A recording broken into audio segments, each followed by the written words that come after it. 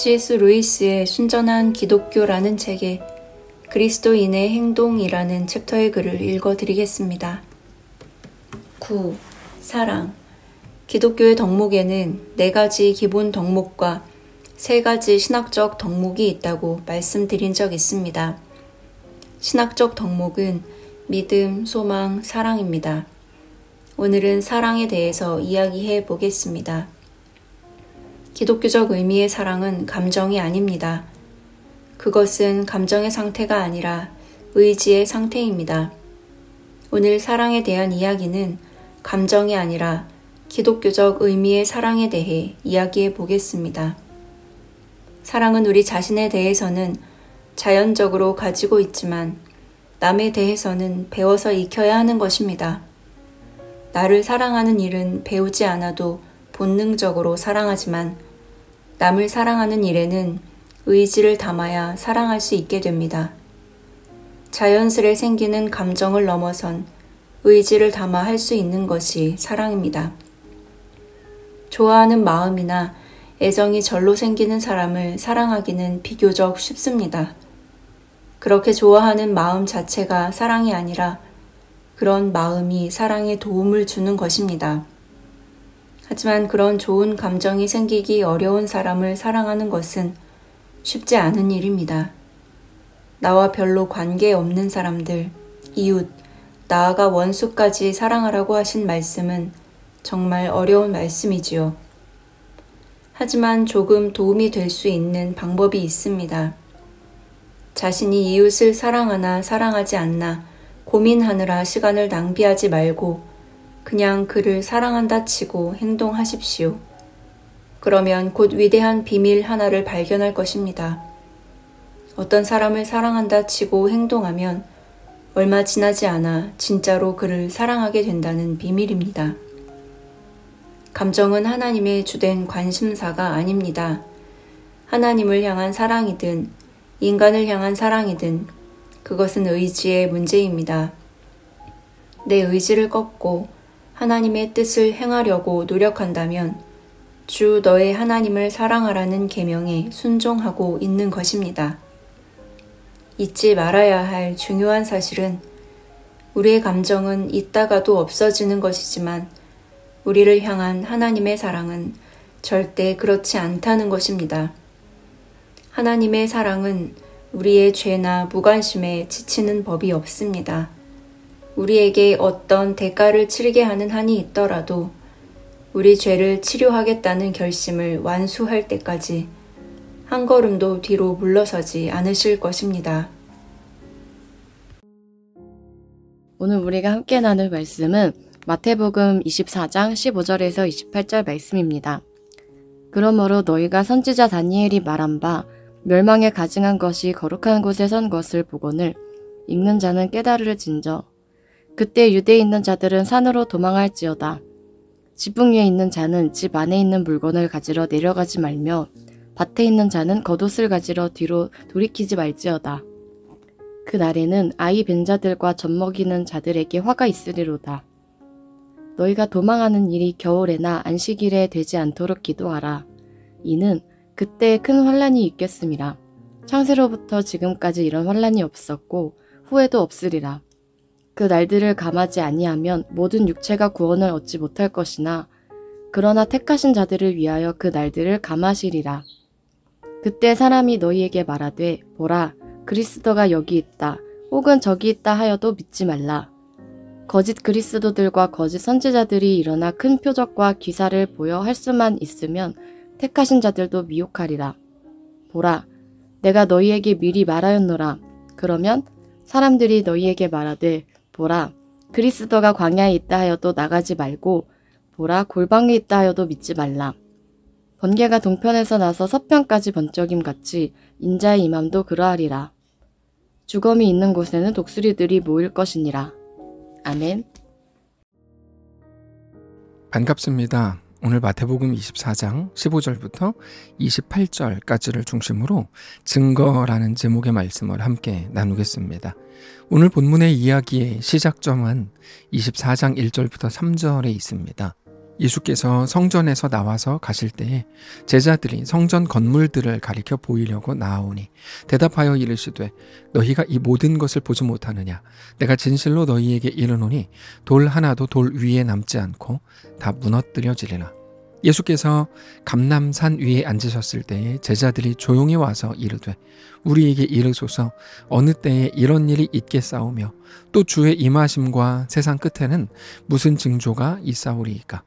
예수님께서 제자들에게 이 성전이 돌 하나도 돌 위에 남지 않고 다 무너질 거라고 말씀하셨을 때 제자들은 언제 그런 일이 일어날 것인지에 관해 물었고 그리스도의 재림과 세상 끝날의 징조에 대해서도 물었습니다. 사람들이 가장 궁금해하는 건 어떤 사인, 징조 이런 것들입니다. 예수님께서는 그들이 궁금해하는 그 성전의 무너지는 날의 징조에 대해서 말씀하시는 것이 오늘의 본문입니다. 그런데 사실 우리가 생각하는 종말의 시점과 오늘 본문에서 제자들이 생각했던 종말의 시점은 조금 차이가 있습니다. 오늘 본문에서 예수님께서 말씀하시는 성전이 파괴되는 것은 AD 70년에 일어나게 될 일이었습니다. 그런데 제자들은 성전 파괴와 예수님이 왕이 되시는 날과 제자들 스스로가 영광을 받는 날이 다 같은 날 이루어질 거라고 여겼습니다. 그래서 그게 언제 그렇게 되는 건지 그 사인과 징조에 대해서 예수님께 질문한 거죠. 그런데 그 오해는 우리도 마찬가지입니다. 오늘 본문이 AD 70년에 이루어질 일에 대해 예수님께서 말씀하시는 것인데 이것을 마치 우리가 마지막 날, 마지막 심판날 이루어질 일인 것처럼 우리도 생각한다는 거죠. 그래서 오늘 본문은 AD 70년에 일어난 우리로서는 과거의 일이지만 오늘 본문의 예수님으로서는 미래에 일어날 일에 대한 예언인 거죠. 그러니까 우리가 오늘 본문을 대할 때 그러므로 그 징조와 그 사인에 집중하기보다 그것에 대해 하나님께서 무엇을 우리에게 요구하시는 것인지를 아는 것이 훨씬 더 중요하다는 겁니다. 예수님께서는 그들의 질문에 대해서 진리로서 답을 해주십니다. 15절입니다. 그러므로 너희가 선지자 다니엘이 말한 바 멸망에 가증한 것이 거룩한 곳에 선 것을 보거든 읽는 자는 깨달을진저. 자, 여기 나오는 멸망에 가증한 것이 거룩한 곳에 선다라는 다니엘의 말은 예루살렘 성전이 더럽혀지고 파괴되는 등의 하나님을 극도로 모독하는 사건이 벌어지는 것을 의미한다고 할 수 있습니다. 그런데 그런 사건이 벌어질 때 이런 멸망에서 화를 당하지 않기 위해서 어떻게 해야 될 것인가에 대해 이렇게 이어서 말씀을 주십니다. 16절입니다. 그때에 유대에 있는 자들은 산으로 도망할지어다. 지붕 위에 있는 자는 집 안에 있는 물건을 가지러 내려가지 말며 밭에 있는 자는 겉옷을 가지러 뒤로 돌이키지 말지어다. 예루살렘 파괴가 급하게 이루어질 것이기 때문에 어떤 징조가 나타나면 지체하지 말고 안전한 곳으로 신속히 도망치라고 말씀하시는 것입니다. 유대에 있는 자들은 그나마 안전한 산으로 도망치고 지붕 위에 있는 자들은 신속히 밖으로 이어진 외부 계단을 통해서 도망치고 겉옷을 벗고 밭에서 일하던 자들도 뒤를 돌아보지 말고 신속히 그 자리에서 벗어나라고 말씀하십니다. 여러분, 이건 어떤 상징성이 있는 상징적인 어떤 해석들이 필요한 게 아니라 있는 그대로 예수님께서 말씀을 주신 겁니다. 이것은 AD 70년에 일어나게 될 그 일을 미리 말씀하시는 겁니다. 정말 예루살렘이 멸망할 때 그 환란이 얼마나 극심했는지에 대해서 역사가 요세푸스에 의해 묘사가 되어 있는데 예수님께서 말씀하신 긴박한 피난에 대해 잘 기록이 되어 있습니다. 우리로 보면 이미 과거에 일어났던 한참 전에 일어났던 역사적 사건이 된 일이지만 그 일이 아직 일어나지 않았던 오늘 본문의 때에 앞으로 일어날 일에 대해서 예수님께서 말씀하신 거죠. 19절에 이어서 이렇게 말씀을 주세요.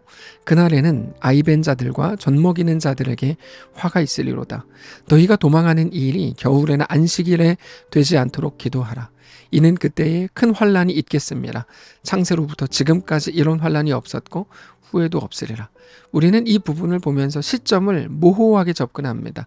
그런데 이 일은 계속 말씀드리는 것처럼 이미 일어난 일입니다. 그 일을 앞둔 제자들과 그리스도인들에게 예수님께서 곧 일이 이렇게 일어날 거니까 이렇게 조심하고 주의해라.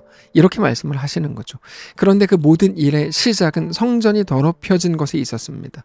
그게 얼마나 안타까운 일인지 그것을 통해 극심한 박해로 이루어진다는 거죠. 근데 중요한 건 이겁니다. 특별히 환란이 심해지면 사람들은 환란 가운데에서 구원해줄 메시아를 절실히 찾게 될 겁니다. 이건 모세 때에도 마찬가지고 바벨론으로 포로로 끌려가는 그 순간에도 마찬가지였고 예수님 시대에도 마찬가지였고 지금 이 시대에도 마찬가지입니다. 그때 이런 사람들의 마음을 이용해서 그들을 미혹하는 거짓 그리스도와 거짓 선지자들이 득세하게 될 거라고 말씀을 하십니다. 23절입니다. 그때에 사람이 너희에게 말하되 보라 그리스도가 여기 있다 혹은 저기 있다 하여도 믿지 말라. 거짓 그리스도들과 거짓 선지자들이 일어나 큰 표적과 기사를 보여 할 수만 있으면 택하신 자들도 미혹하리라. 보라 내가 너희에게 미리 말하였노라. 그러면 사람들이 너희에게 말하되 보라 그리스도가 광야에 있다 하여도 나가지 말고 보라 골방에 있다 하여도 믿지 말라. 여기 말하는 거짓 그리스도는 자기가 메시아라고 주장하는 사람이고 우리나라에도 숱하게 많습니다.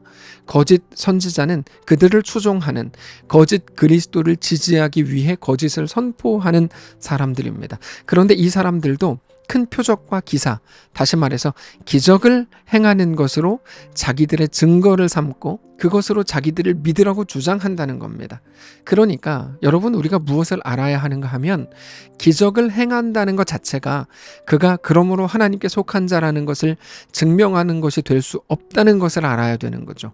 실제로 마태복음 7장을 보면 예수님께서 마지막 날의 심판대 앞에서 일어나게 될 이 일을 말씀하시는데 거기 보면 그들은 주의 이름으로 마귀를 쫓아내고 권능을 행하고 기적을 행한다고 나옵니다. 그런데 하나님께서는 그런 것들을 절대로 증거로 삼지 않으십니다. 오히려 너희는 불법을 행하는 자들이다. 내게서 떠나가라 라고 말씀하시죠.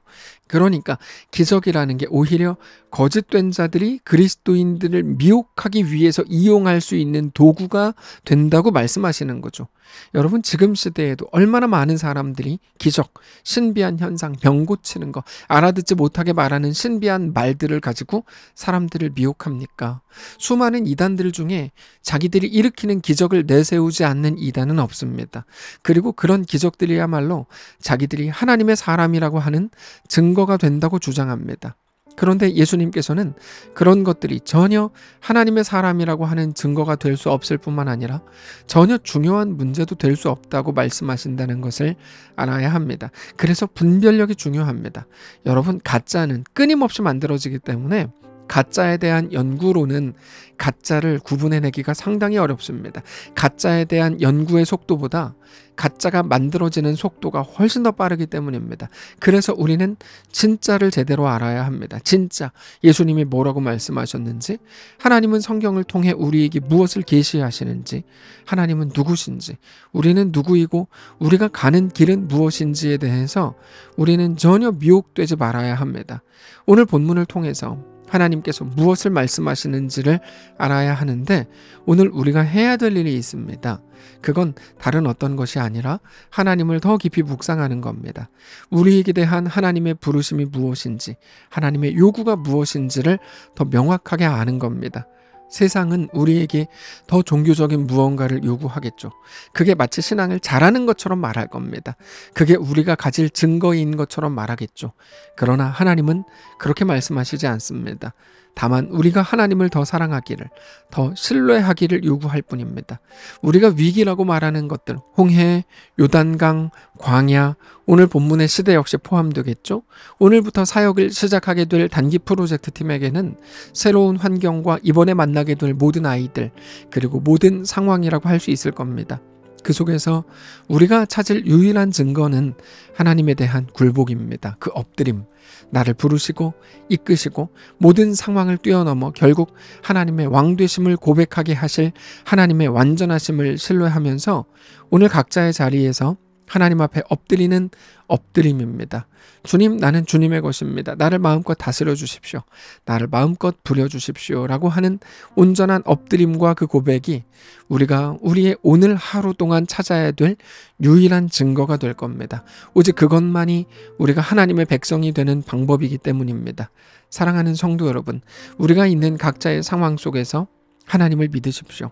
하나님이 전능하신 분인 것, 우리의 아버지이신 것, 우리의 왕이신 것. 그래서 우리가 만난 어떤 상황보다 우리 하나님이 더 크셔서 모든 것들을 합력하여 우리로 굴복하게 하고 하나님의 백성이 되게 하고 그렇게 우리를 하나님의 사람들로 완성해 가실 것을 믿으시기 바랍니다. 그 믿음으로 모든 상황을 마주하고 믿음을 고백하고 그렇게 우리의 인생 속에서 하나님을 더 사랑하게 되는 거룩한 우리의 오늘이 되시기를 바랍니다. 기도하겠습니다. 살아계신 하나님, 우리가 만난 모든 상황 속에서 하나님을 더 사랑하고 하나님께 순복하고 하나님께 엎드리는 그렇게 하나님의 다스리심을 받고 하나님의 온전한 백성이 되는 우리의 오늘이 되게 하시옵소서. 오늘부터 시작되는 거룩한 모든 사역들 속에 하나님 함께 하시고 단기 프로젝트 팀의 모든 행함 속에 모든 걸음 속에 하나님이 주관하시고 하나님이 주인 되시는 놀라운 은혜가 가득 채워지는 그들의 인생, 그들의 오늘 우리 모두의 삶이 되게 하시옵소서.